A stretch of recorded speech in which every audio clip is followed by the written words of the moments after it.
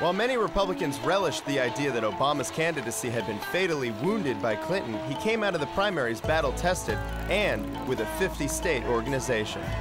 The Republicans shouldn't be congratulating themselves that Obama's sort of flopping around a little bit on some of these culture questions, because he'll figure it out, and it's ultimately the economy and the war that's going to decide the election. But I think if you look at the composure that he has shown over the last 18 months and under some, at times, pretty relentless personal attacks, you'll see that he can take the heat and keep going. With their convention, Democrats put to rest any talk of disunity, uniting behind Barack Obama and the historical significance of his nomination.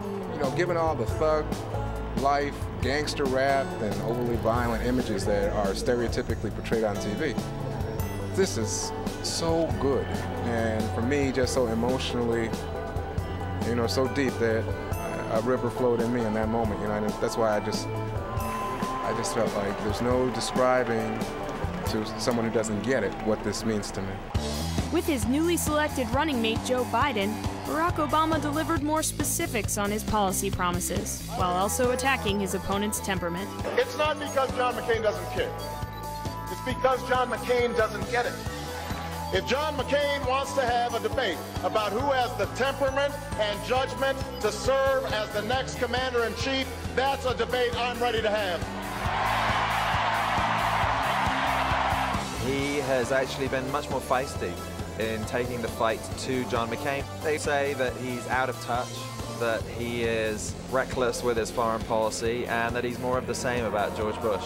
They always were going after his age. They were? Of course they were. I mean, all the language. Every time Obama said he's out of touch, what did that mean? They were Does he mean he's off his rocker? Of course. Thank you. God bless you.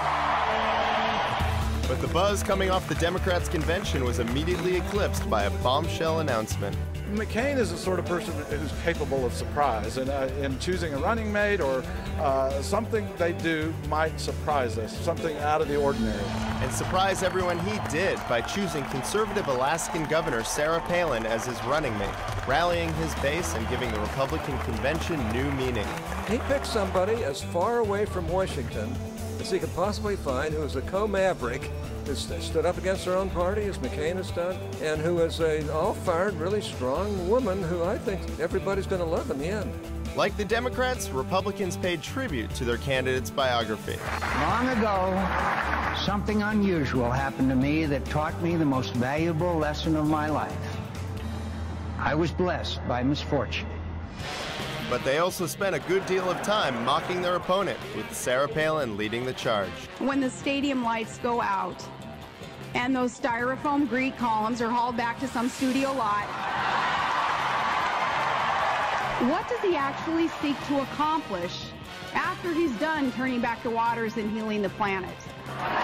The ratio of biography and attacks to substance and agenda for the future has been, I think, out of whack for them if they want to persuade the country to stick with the Republicans for another 4 years.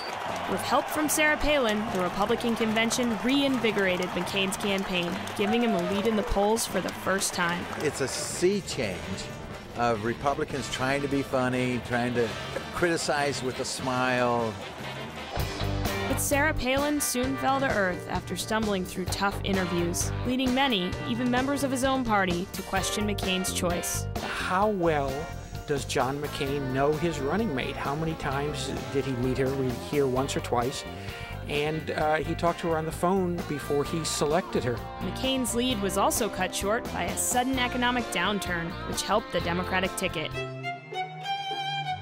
In an effort to put his message, country first, into practice, McCain suspended his campaign to return to Washington, suggesting they postpone the first debate. Any harm done by his almost backing out of the debate? I think he was only emboldened by almost backing out of the debate, because he showed the American people that there are things that are more important than politics.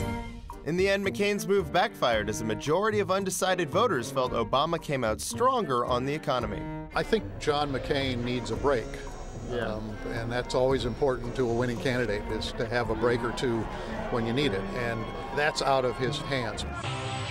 In need of a game changer, McCain's campaign sought to raise doubts about Obama's judgment and character based on his associations with 1960s domestic terrorist Bill Ayers.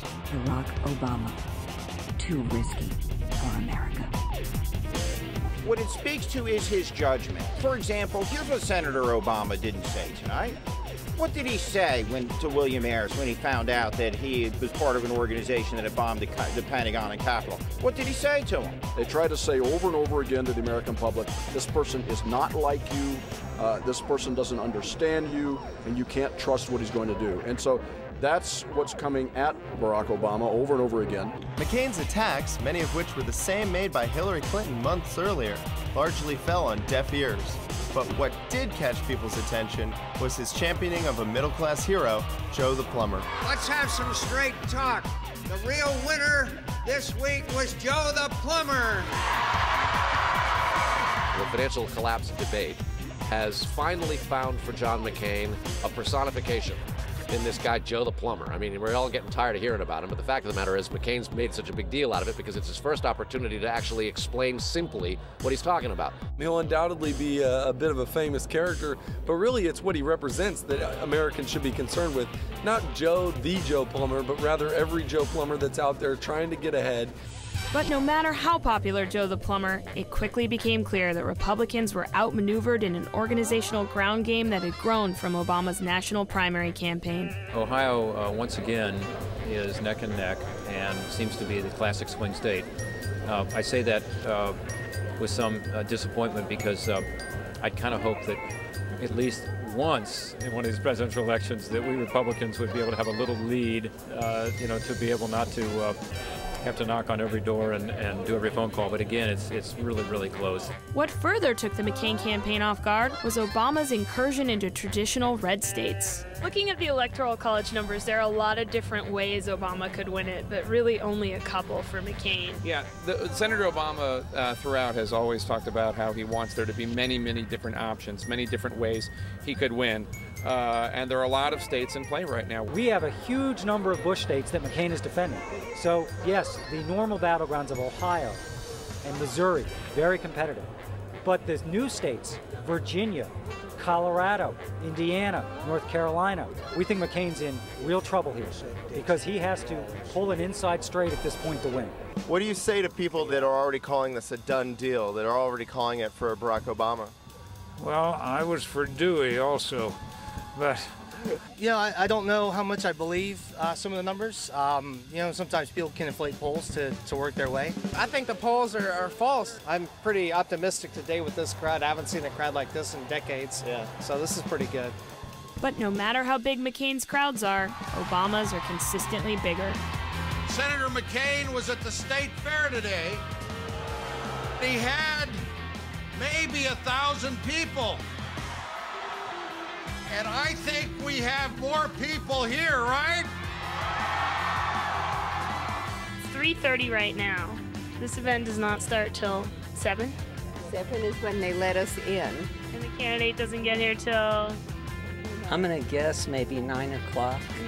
Certainly, there are. You could say that there's a tremendous enthusiasm gap. Obama's supporters are much more enthusiastic for him than McCain supporters. That doesn't mean that there are more Obama supporters at the end of the day. Obama's been out campaigning McCain. I mean, isn't that fundamentally a problem for the McCain campaign in the final stretch? Sure, and it's not just the number of events and speeches and hands that you shake. Money. It's also the money and the advertising. You can get every single one of the McCainiacs late at night after they've had a couple too many at the bar, and they'll say, well, we knew it was going to be tough. Having said that, they are not giving up. McCain is facing more headwinds than any candidate in more than a generation. A lot of things are going Obama's way, and they're not going McCain's way. The fact that the man is still standing up is astonishing. McCain refused to give up, however, despite Barack Obama's clear advantage. Has he created a new way to run a Democratic Party campaign? Well, in the sense that he ran a good campaign. That would be a new kind of Democratic campaign, sure. However this ends up ending up. Senator Obama has run one of the most efficient and impressive campaigns just in terms of how disciplined his team was. From the very beginning, he was talking about change versus more of the same. He read this was going to be a change election. And he had remarkable discipline. Thanks for watching, and if you haven't already checked, we probably have a new president by now. Don't forget to check back for our next episode where we will be bringing you exclusive footage from both campaigns' election night headquarters. And don't forget to go to ifc.com for more videos and our blog. Well, the worst part of my day is that I have to spend a lot of time with members of the media. You know, I've been against torture for a long time. This is Bill Clinton. Hey to everybody watching the Independent Film Channel. Independent Film Channel? My brother's had a film on the Independent Film Channel. Sleep when you're dead. Sleep's much overrated. What were the highlights of this election for you? Having had the privilege of being on IFC News 2008 Uncut. Oh, yes.